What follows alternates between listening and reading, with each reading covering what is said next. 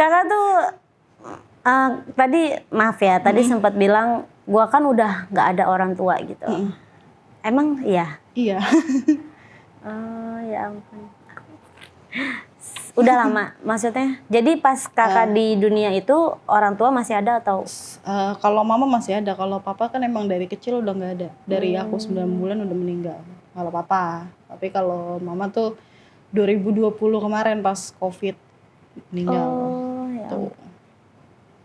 Terus hancur banget dong. Mungkin karena itu kali kakak kehilangan arah juga. Karena biar gimana? Iya, salah satunya itu. Biar gimana kan ibu itu. Ibu tuh paling paling berasa ya kalau maksudnya kita kehilangan figur bapak atau kita masih punya acuan di ibu, dan ibu tuh emang bisa serba segalanya gitu kan, bisa segalanya dan serba segalanya.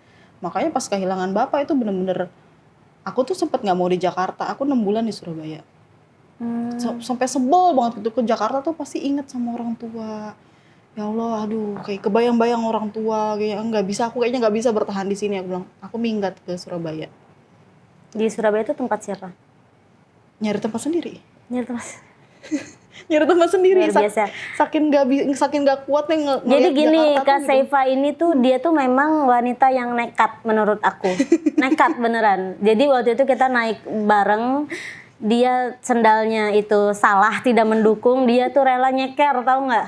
Nyeker bener-bener, kita tuh perjalanan 3 jam ya. 3 jam itu dia nyeker tanpa alas kaki, luar biasa. Itu luar biasa menurut aku. Dia tuh pulang pergi tanpa alas kaki. Sumpah, emang nekat, emang segila itu dia gitu. Dan kan. malah waktu aku nyeker itu, kalian yang pada lecet daripada aku yang nyeker. Ya. Kaki mereka yang pakai sepatu sama sendal tuh justru pada lecet. Aku yang nyeker tuh gak kenapa-napa. Karena nahan kan, posisi kita pakai ini kan sepatu sendal itu kan nahan kan, karena licin kan, posisinya tuh tanah liat kan, basah. Jadi kita nahan gitu. Jadi memang kaki terluka. Untuk hati tidak. Cuma itu aku terakhir ngelihat kakak itu seksi. Terakhir. Itu kan? Itu. Makanya aku bilang gila. Singkat banget gitu kan, singkat banget karena di situ itu bulan apa sih ya? Juni kali ya? Mei ya? Juli ya? Kayaknya Mei kalau nggak Mei atau Juli gitu. Mei. Iya, pokoknya gitu deh. Terus tanggal 17 katanya kakak mau datang, ternyata demam gitu. Terus pas 2 September juga aku dapat kabar, merit gitu, nggak datang lagi karena merit itu bener-bener jelek. Masya Allah sih, aku turut senang, turut bahagia, sumpah deh. Akhirnya menemukan sold out, karena kan aku dijagain. Iya, karena kan istilahnya aku juga sedikit tahu ya, kakak juga sedikit cerita-cerita gitu tentang mayang-mayangnya kan, mantan tersayang gitu kan. Iya, kenapa waktu pas sama mayang-mayang itu nggak ada kepikiran ke sana, ke pernikahan gitu? Atau memang belum percaya atau gimana? Bukan belum percaya sih, lebih kayak merekanya sih.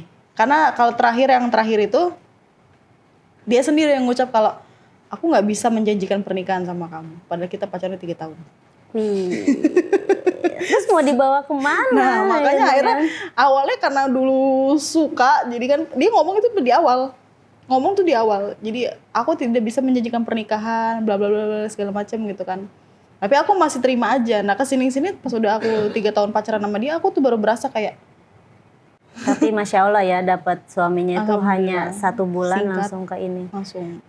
Tapi kakak punya pengalaman diselingkuhin nggak? Dulu waktu pacaran? Pernah. Justru yang terakhir itu yang selingkuh. Akhirnya aku lepas. Karena senakal-nakalnya kakak dulu selain foto begitu, kena minuman atau apa gitu? Pernah.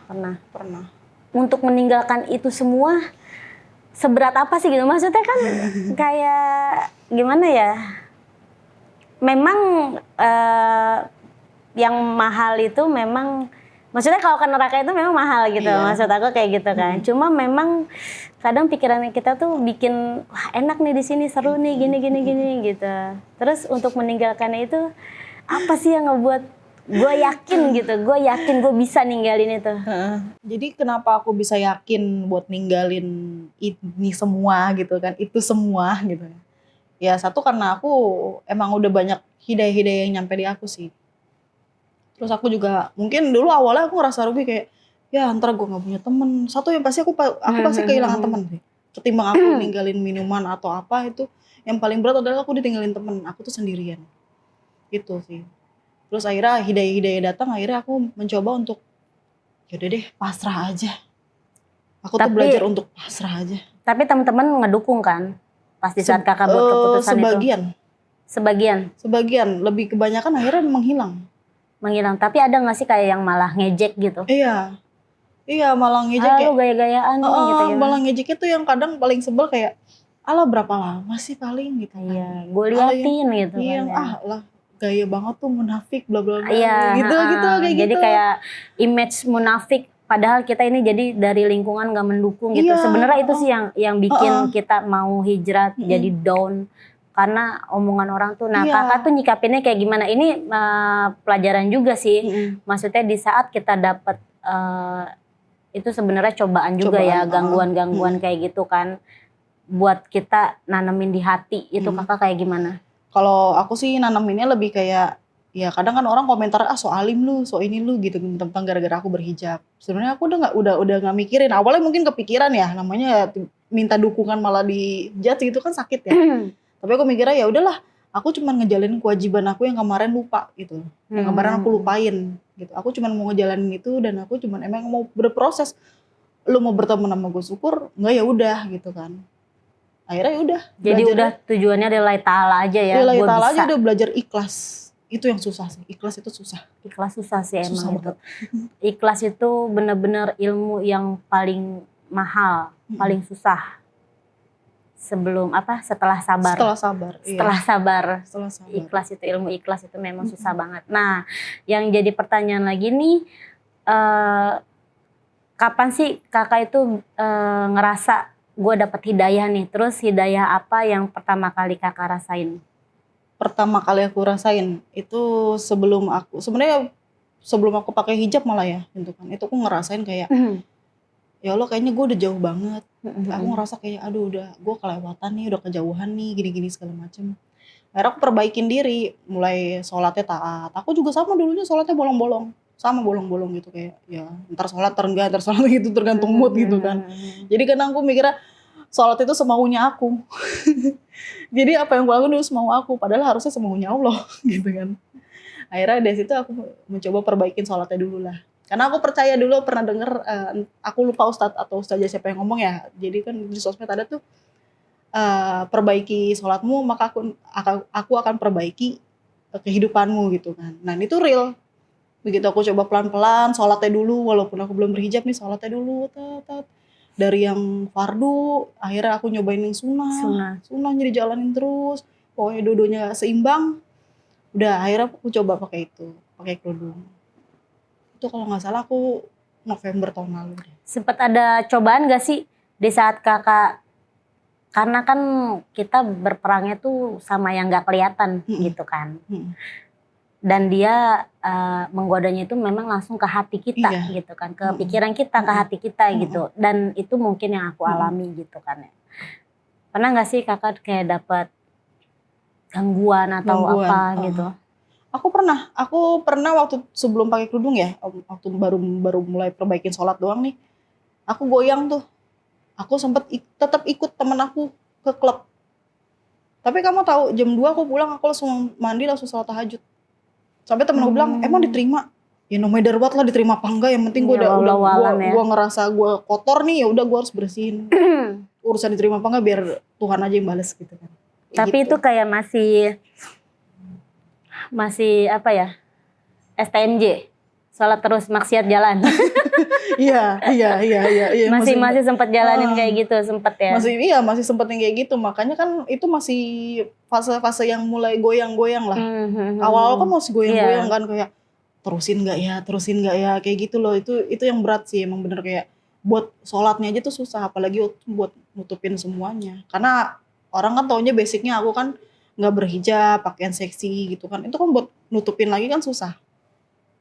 proses. Jadi sebagian aku ditinggalin sama teman-teman aku karena aku berhijab, tapi sebagian aku punya teman baru dan ada beberapa teman lama yang ngedukung juga, kayak aku ngerasa oh ya udah nggak apa-apa deh, berarti aku nggak perlu buang energi buat ngelepasin teman-teman aku yang nggak support aku gitu. Iyalah. Jadi aku lebih ngerasa ya udahlah, jadi gue nggak perlu buang-buang dosa gue buat ngejauhin mereka, mereka sendiri ngejauhin gue. Menjauh sendiri ya. Seleksi alam kan Seleksi namanya. alam namanya itu. Benar Gitu. benar banget sih itu. Dan itu kakak dari lingkungan kayak menganggap munafik itu kayaknya bener-bener ke hati. Gue pengen memperbaiki diri loh gitu. Itu kayak berantem gak sih di hati? Iya, berantem banget. Itu Terus kakak itu berusaha buat menjelaskan atau hanya bertawakal gitu? Kalau aku awalnya sempat ngejelasin kayak ya udah sih, gue kan cuman sholat doang, sholat pakai kerudungan doang, emang salahnya apa? Tapi kesini kan orang-orang kayak gitu kan nggak bisa. Jadi kayak buat aku tuh percuma ngejelasin sama orang yang nggak ngerti. Benar-benar. Jadi kita kayak bego sendiri, ya udah biarin aja lah. Benar. Ntar juga lu ngerasain kok jadi gue. Karena buat aku ya, semakin tambahnya umur, kita bakal balik lagi ke agama. Kita bakal balik ke agama, entah itu kapanpun itu pasti kita ujung-ujungnya baliknya ke agama. Gitu. Kakak ada gak sih kayak mau ngajak temen buat hijrah gitu? Buat aku ya hidayah itu dijemput sih. Karena kalau orang kan suka bilang, ntar aja lah nunggu hidayah dulu turun. Sebenarnya gak usah ditungguin, tiap hari tuh Allah tuh ngasih hidayah. Tapi tergantung kitanya mau jemput apa enggak. Kayak gitu loh. Terus kayak misalkan nih aku ngomong kayak gini nih, kita ngobrol segala macam, sharing gitu kan. Mungkin ada yang termotivasi pengen hijrah, ya itu kan balik lagi ke dirinya, mau jemput apa enggak tuh hidayahnya. Kadang kan orang suka mikir kayak, masa iya sih kayak gue bisa nggak ya bisa jadi orang bener? Bisa.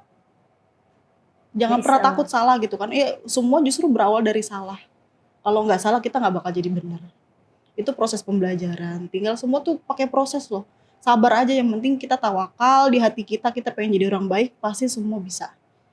Tuh. Jadi kakak itu dapat hidayah itu bukan karena suami ya? Bukan. Cuma suami memperlancar jalan kakak. Iya. Jadi pas aku nyoba pakai hijab biasa nih, masih lepas pasang gitu kan. Itu aja berat banget, kayak aduh mau keluar gue dilihat, padahal aku pakai gamis. Kalau ini kan gamisnya emang panjang banget ya. Itu masih pakai gamis yang biasa aja dan kerudungannya juga biasa aja, itu diliatin. Masih segi 4 gitu. Iya, sampai kayak segitunya banget diliatinnya, apaan sih orang gitu kan. Terus ketemu temen aku juga kayak, ya apaan sih kayak begitu bajunya gitu-gitu loh, kayak gerah kayak gitu emak-emak gerah gitu. Iya bener. Akhirnya pas aku kenal suami, dulu bayangan aku kan aku tinggal di daerah utara ya, daerah Priuk ya, daerah preman, bajing loncat banyak. Bayangan aku dulu Priuk itu kayak kriminal segala macam, yang bayangannya seperti itu dulu. Aku bilang, aduh gue tinggal di daerah situ lagi nanti gitu kan. Akhirnya pas aku bawa ke sana, aku lihat lingkungan sekitar ternyata nggak semua Priuk kayak gitu. Jadi kalau di daerah aku tuh mayoritas syar'i semua. Jadi mayoritas jadi ngedukung ya. Makanya pas aku akhirnya pakai kerudung panjang, aku mau pakai gamis sepanjang apa, mau pakai sarung tangan, mau bercadar pun ngedukung aja karena lingkungannya seperti itu. Jadi lama-lama kan terbawa kan. Aku aja sekarang tuh lagi udah mulai coba beli cadar gitu kan, mulai coba. Aku sempat ngomong suami, boleh nggak sih pakai? Ya boleh kalau udah siap mah gitu kan. Lagi pula kan itu sunnah gitu kan. Terus aku kadang masih belajar pakai tuh kalau misalkan aku ikut kajian, misalkan itu kan ramai orang, atau misalkan aku lagi nganter mertua lagi sakit gitu ke rumah sakit, aku pakai karena kan banyak yang bukan mahram gitu kan, kayak gitu sih. Gitu. Oh tapi memang ada ingin bernikop gitu ya. Itu pengen sih. Nah ini ngomongin cadar nih ya, di sosmed juga banyak tuh berseliweran wanita-wanita bercadar tapi masih stylish, masih modis gitu, masih pakai alis gitu. Pokoknya masih is lah gitu. Iya. Masih makeup gitu-gitu itu ya. pandangan kakak sendiri gimana nih? Kalau pandangan aku sih, buat aku ya, aku nggak ngejudge siapa-siapa, maksudnya kan ini kan cuma beberapa oknum aja ya. Itu kan tabarus ya, lebih kayak lu dandan terus di sosmed yang ngelihat kan bukan mahramnya gitu kan. Mendingan kalau misalkan emang tahu ilmunya, ya gitu, fungsinya cadar kan menutupi wajah ya, supaya terhindar dari fitnah. Tapi kalau misalkan cadarnya aja dinodain sama makeup, ya mending gak usah pakai cadar, pakai kerudung aja. Tapi kalau untuk warna sendiri Kalau warna sih aku sih nggak terlalu iniin banget ya. Cuma nggak kan terlalu. kalau misalnya balik lagi ya ke Mm-mm, tujuan mereka ya. mm-mm, Misalnya mereka pakai warna pastel-pastel gitu yang mm-mm, cute-cute gitu hanya mm-mm. untuk lihat gue masih cantik, gue masih gini. Iya. Itu kan udah beda Itu lagi udah beda konteksnya beda kan. konteks lagi, iya benar. Eh, Itu konteksnya lebih pengen pengen supaya diperhatiin ya masih gitu. tetap ingin Iya, jadi pengen jadi pusat pusat perhatian. perhatian gitu Iya, kan. padahal kan kalau emang sebenarnya kan balik lagi, kalau emang udah tahu ilmunya ya ya udah, emang bagusnya tuh yang gelap-gelap aja.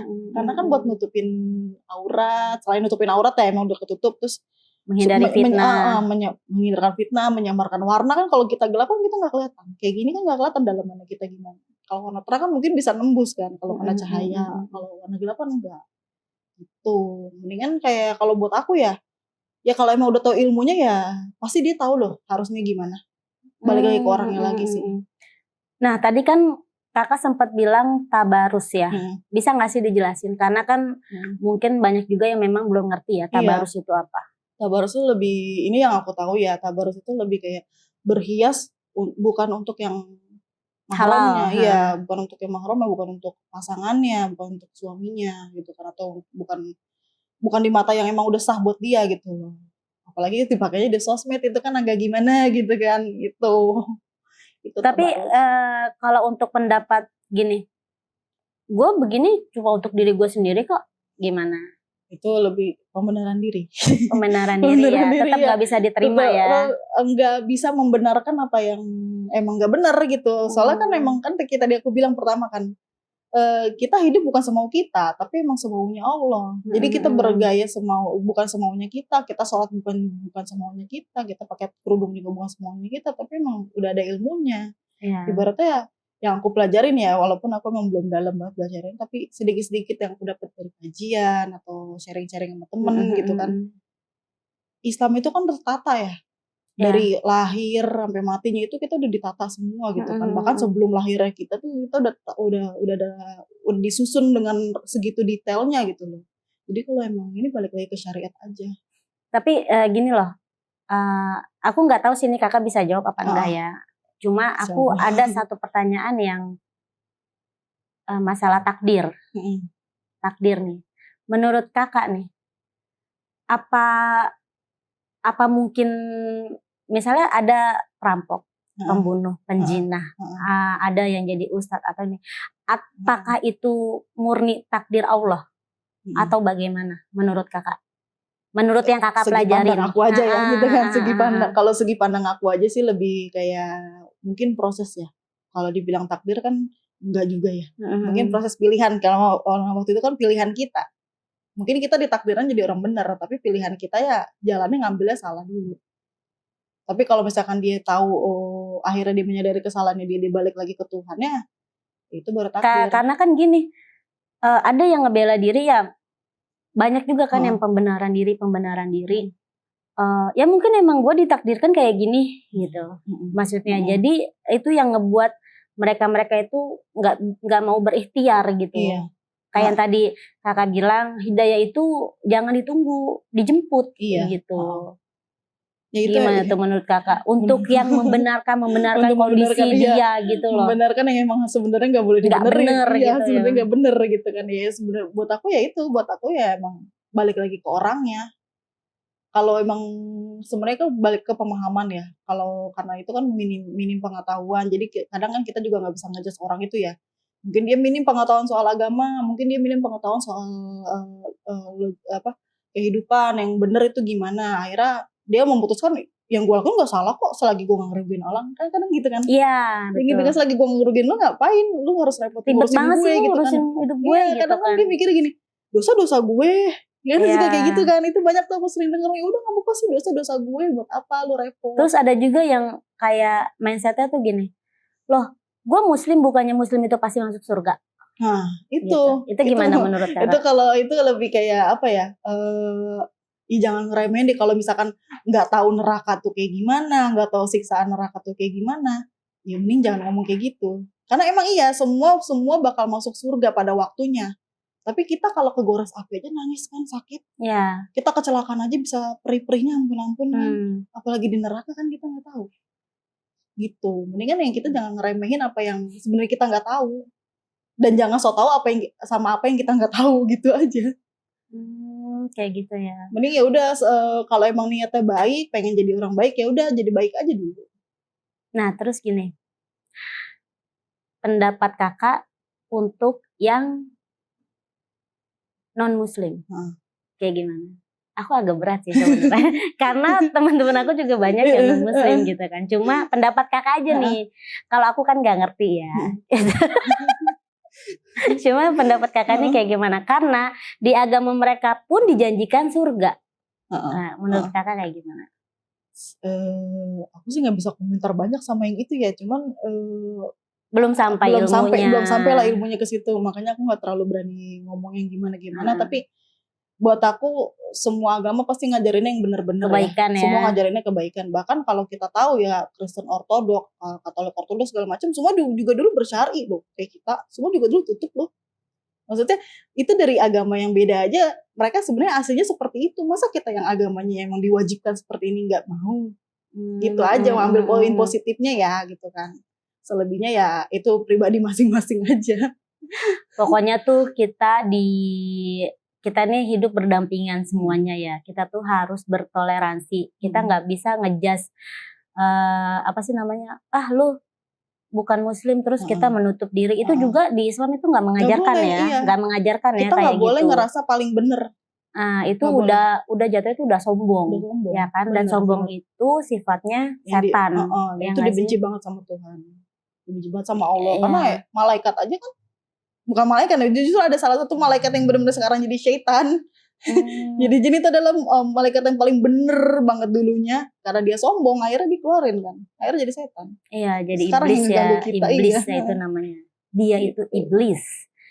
Pokoknya kita harus yakin semua agama itu mengajarkan kebaikan dan kita harus selalu baik. Iya. Pokoknya berusaha untuk menjadi manusia yang baik. Itu. Belajar untuk apa ya? Selain kita belajar moral kehidupan, kita juga harus berdampingan sama agama gitu. Karena kan yang nuntun kita nantinya agama. Iya. Gitu ya, nuntun kita nanti agama. Ya nanti kita balik lagi ujung-ujungnya ke agama-agama juga kok. One day entah kapanpun itu nanti pasti kita baliknya ke agama-agama juga. Jadi kita harus beriringan logika sama hati kita soal agama gitu. Iya. Kakak ada nggak sih yang mau disampaikan mungkin ajakan atau apa gitu? Mungkin kakak sudah menyiapkan apa gitu untuk teman-teman semua. Udah menyiapkan apa ya? Aku mau sharing aja gitu. Maksudnya kayak yang kayak tadi aku udah ngomongin soal hidayah. Ya kalau emang udah ada merasa, aduh gue kayaknya udah kejauhan nih, gue udah melampaui batas gitu kan. Ayo coba monggo pelan-pelan gitu, perbaikin dulu sholatnya. Emang berat, itu prosesnya gak gampang. Dan aku tuh butuh juga yang tahunan lah sebenarnya. Buat kayak gini tuh tahunan. Dan perang apa ya? Perang batin ya. Perang batin. Perang batin ya, itu tuh perang batin. Tapi buat aku ya gak apa-apa.